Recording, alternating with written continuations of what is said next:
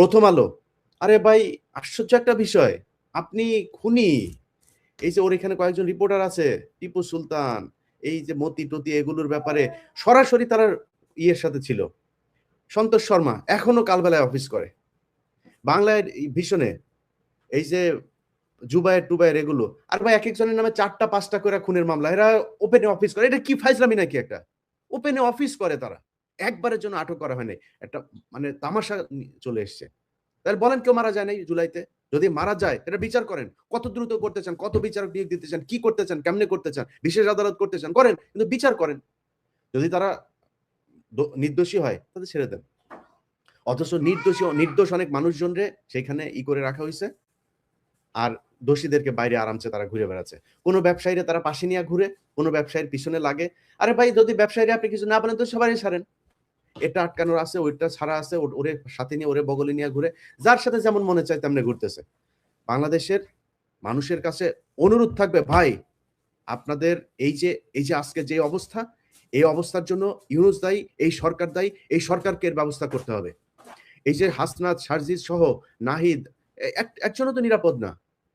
আজকে একজন মেয়ে মারা গিয়েছে, তার লাশ যেভাবে ঝুলানো আছে, আমি জানি না, যেহেতু জানি না, না জেনে বলতে পারছি না সে আত্মহত্যা করেছে কিনা, বাট তার লাশ যেভাবে ঝুলানো আছে, এই মেয়ে গত আমাদের এই 32 নম্বর এই আগের দিনের প্রোগ্রামে এই মেয়েটা ছিল, সেই মেয়েটাকে আজকে ঝুলিয়ে মারা হয়েছে একটা একটা করে। যেদিন হাদিকে মারা হলো সেদিন রাতেই উত্তরাতে 2টা ছেলেকে কোপানো হয়েছে। তারা মিছিল থেকে ফিরছিল, এটার বিক্ষোভ মিছিল ছিল হাদির হত্যাকারীকে আটকের দাবিতে, সেখান থেকে যাচ্ছিল, 2টা ছেলেকে কোপানো হয়েছে। একটা একটা করে প্রতিটা মানুষকে এভাবে মারা হবে। ভাই যদি মব বলেন মব, যা মনে করেন তাই। ভাই আপনার আশপাশে যেসব আওয়ামী লীগের লোকজন আছে, সরকার যেহেতু বিচার করবে না, যে আওয়ামী লীগের লোক যাদেরকে পুলিশ ধরছে না, আপনি কনফার্ম যে সে আওয়ামী লীগ ছিল, যদি বাঁচতে চান ওদেরকে যা করা সেটা করতে হবে।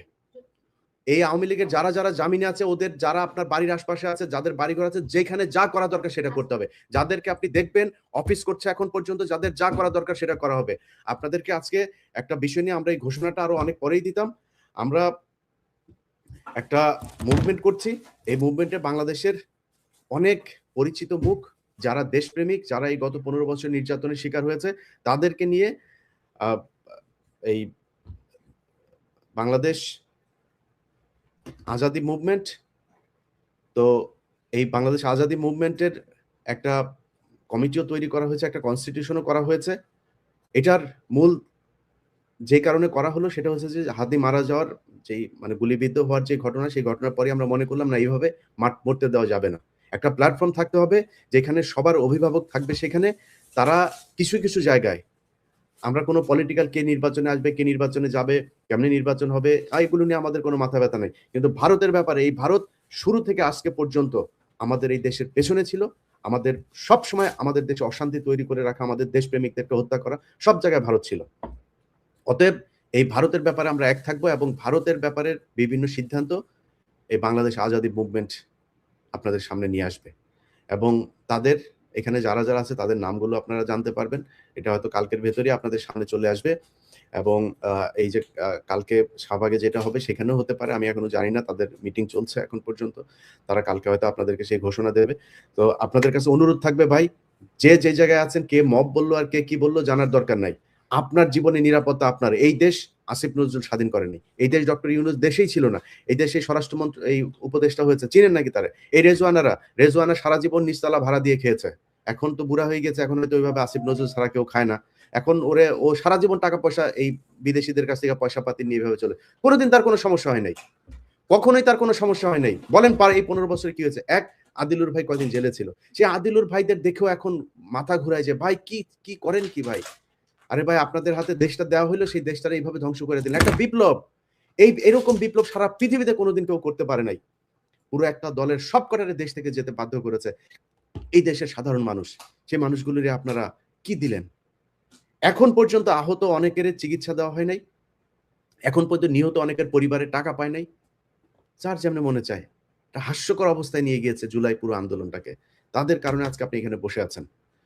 যাই হোক ভাই, বিচার যার যার বিচার তার তার করতে হবে। এটার জন্য যদি নাকি সরকার আইন প্রয়োগকারী সংস্থা বিচার স্বাভাবিক নরমাল বিচার প্রক্রিয়া দিয়ে যদি করতে না পারে, যার যার হাতে তার তার বিচার করে নিতে হবে। এই ছাড়া কোনো উপায় নাই। সরকারের কাছে আমরা বারবার দাবি করেছি বিভিন্ন বিষয় নিয়ে, করে নাই। আমি আজকে একটা কথা খুব খুব সুন্দরভাবে বলে রাখি, আসিফ নজরুল স্বরাষ্ট্র উপদেষ্টা, যারা যারা আসিস তোরা খানকির ছেলেরা শোন, তোদের যদি নাকি সরকার থেকে যদি নাকি তোরা খালি সরবি খালি, তারপরের দিন থেকে তোদের পেছনে লাগা হবে। যত টাকা দরকার হয় তত টাকা খরচ করা হবে, যাদের কাছ থেকে টাকা নিতে দরকার হয় তার কাছ থেকে নেওয়া হবে, দরকার জিম্মি করা হবে, যেমনে দরকার হয় তেমনি টাকা পয়সা আদায় করে তারপরে তোদের পিছনে লোক লাগানো হবে, যেটা দরকার হয় সেটা করা হবে। তোদের শান্তিতে টাকা পয়সা নিয়ে তোরা থাকবি, তোদের শান্তিতে থাকতে দেওয়া যাবে না, থাকতে দেওয়া হবে না তোদেরকে। তোরা কি মনে করছিস এই দেশের সব মানুষ তোদের মতো বিক্রি হয়ে গিয়েছে? এই দেশে জুলাইতে যারা জীবন দিয়েছে, যারা আহত হয়েছে, যারা রাস্তায় নেমেছিল, তারা সব ঘরে চলে গিয়েছে, তাদের কিছু নাই, তারা রাস্তার মধ্যে তারা কিছু করতে পারবে না, সব আছে, খালি তাদের একজন নেতা ছিল না, সেটার ব্যবস্থা, সেটার জন্য একটা আমব্রেলা, একটা শেড তৈরি করা হচ্ছে। এই ভাষা, এই আজাদি মুভমেন্ট বাংলাদেশ যেটা, সেটা হবে তাদের একটা প্ল্যাটফর্ম, সেখান থেকে সবকিছুর বিচার করা হবে, সেখান থেকে সবার প্রতিশোধ নেওয়া হবে, কি করা দরকার, যা করা দরকার সেটা করতে হবে। সবাই ভালো থাকেন, দেখেন কি হয়। যার যার অবস্থান থেকে শাহবাগে চলে আসবেন এবং আগামীকালকে সকালের মধ্যে অবশ্যই সবাই শাহবাগে থাকবেন। এখান থেকে ফয়সালা হবে, কি হবে, রাষ্ট্রের কৌশল কি হবে। যাদেরকে যেসব বিচারকদের, এই আসিফ নজরুল, এই খানকির ছেলে বলছে যে ওনার কিচ্ছু জানে না, শুয়ারের বাচ্চা, তুই জানিস না, তুই বিচারকদের নিয়োগ দিস নাই? এই শুয়ারের বাচ্চা, এখন পর্যন্ত বিভিন্ন জায়গায় এই জেলা দায়রা জজ টজ এইসব জায়গাতে সেই এই হিন্দুগুলোরে বসায় রাখছে, যে হিন্দুগুলো এই কয়েক বছর কোটি কোটি টাকা করছে, সেগুলোর বসায় রাখছে, সেগুলোর এখন পর্যন্ত ঢাকা থেকে নিয়ে বিভিন্ন জেলায়, অনেকগুলো ঢাকা, তো এই যে আসিফ নজরুলের পিএস মাসুম, শুয়ারের বাচ্চা সারা জীবন আওয়ামী লীগের দালালি করছে, তারা এনে তার পিএস বসায় রাখছে, সব পুরো একদম আইন মন্ত্রণালয় সে চালায়। আসিফ নজরুলের মাঝে মধ্যে মাগিয়ে এনে দেয়, আসিফ নজরুল লাগায়, আর কিছু না, আর কোনো সমস্যা না, টাকা পয়সা যা দরকার সবকিছু পাঠিয়ে দিচ্ছে বাইরে। ভাই, বিদেশে যারা আছেন, প্রতিদিন পত্রিকা খুললেই সবচাইতে ভালো সুন্দর নিউজটা হয়েছে ৮ দিনে রেমিটেন্স আসলো 1.2 বিলিয়ন, ৮ দিনে এত হাজার কোটি টাকা খালি রেমিটেন্স যায়। ভাই, আল্লাহর ওয়াস্তে, আল্লাহর ওয়াস্তে আপনাদের কাছে অনুরোধ থাকবে, এই ইউনুস খুনের সরকার, এই বদমাইশটা যতদিন থাকবে, আল্লাহর ওয়াস্তে আপনারা রেমিটেন্স পাঠানো বন্ধ করেন। এরা, আপনারা রেমিটেন্স পাঠান, আর এরা হচ্ছে গিয়ে সেই টাকা বাইরে পাচার করে। একটা উপদেষ্টা টাকা দেশে রাখে না, সব কয়টা বাইরে পাঠাচ্ছে, সব কয়টা বাইরে পাঠায় বিভিন্ন দেশে, অস্ট্রেলিয়া, কানাডা, আপনার তুরস্কে পাঠাচ্ছে, তারপরে পর্তুগালে পাঠাচ্ছে, এখানে পাঠাচ্ছে, এটা করছে তারা। সো তাদেরকে টাকা পাঠায় না, আল্লাহর রাস্তায় আপনারা টাকা পাঠায় না, ওরা টাকা দেশে রাখছে না। নির্বাচিত সরকার আসুক, সেটা বিএনপি আসুক আর জামাত আসুক, তারপরে আপনারা টাকা পাঠানো শুরু করবেন। কারণ এরা আমাদের এই রক্তের সরকার না, এরা সব নিজের পেট ভরার জন্য, নিজেদের মতো করে নিজেরা চলার জন্য এখানে এসছে। সরকারের গোয়েন্দা সংস্থা, বিশেষ করে ডিজিএফআই এর কয়েকজন কর্মকর্তা, তারপরে ওর নাম কি, সেলিম আজাদ, ডিএমআই, এরা বৈঠক করে, এই খুনের আগে তারা বৈঠক করে খুনিকে মানসিকভাবে শক্তি দেওয়ার জন্য, তার বের হয়ে যাওয়ার জন্য, তাকে নিরাপদে ভারতে পাঠানোর জন্য কি কি করতে হবে আমরা এখনো নিশ্চিত না। এই ডিজিএফআই দেয়া কথাবার্তা আমরা বিশ্বাস করি না। তারা বলছে যে সে পালিয়ে গিয়েছে, সে আদৌ পালিয়ে গিয়েছে কিনা এখনো পর্যন্ত আমরা জানি না।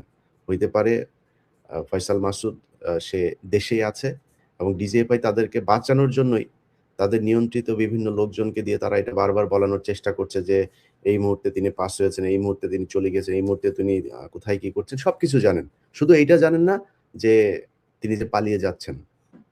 তা আপনারা এত কিছু যেহেতু আপনারা সোশ্যাল মিডিয়াতে দিচ্ছেন, না আমি একজনের নাম বলি, যেমন জুলকারনাইন সায়ের, উনি ওনার ফেসবুকে করেছেন, এটা তো ওনার তথ্য না, ওনাকে নিশ্চয়ই গোয়েন্দা সংস্থায় দিয়েছে ওনাকে, এবং ওনাকে যে তথ্যটা দেওয়া হয়েছে সেটা গোয়েন্দা সংস্থা জেনেই দিয়েছেন।